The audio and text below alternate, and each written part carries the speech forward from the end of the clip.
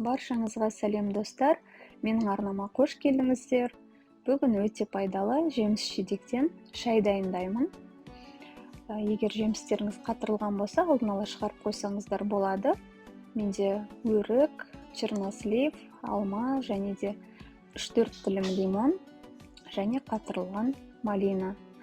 Өздеріңізге ұнайтын қалаған шайларыңызды алып, 2 шай қасық толтырмай шайнегімізге саламыз.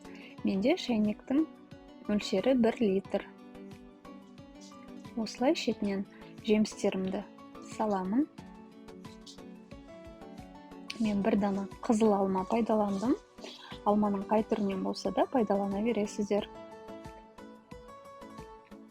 Өздеріңіздің қалауларыңызша үйлеріңізде қандай қатырылған жемістер бар, қандай свежий жемістер бар, қоса берсеңіздер болады.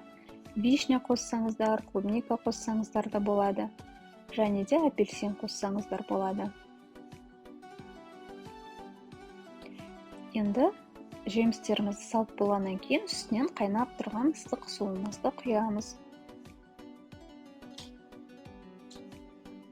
Қайнаған суымызды құйып, қасықпен біраз жақсылап араластырып, одан кейін шайнегіміздің бетін жауып, 10 минутқа қойып қоямыз.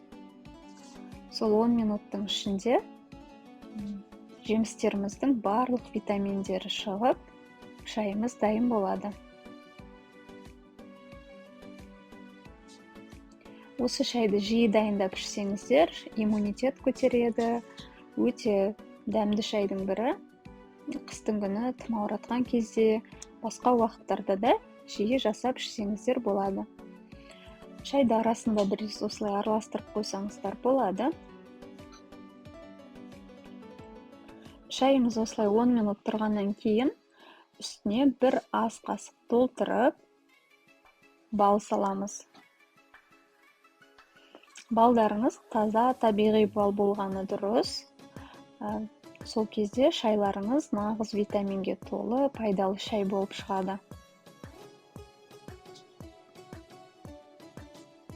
Міне 10 минут тұрды, бізде балымызды салдық. Шайымызға жеміс-жидектердің барлық витаминдері шықты. Енді шайды отбасыларыңызбен отырып, іше берсеңіздер болады. Достар, міндетті түрде дайындап көріңіздер. Егер менің арнама тіркелмеген болсаңыздар, міндетті түрде тіркеліп кетіңіздер.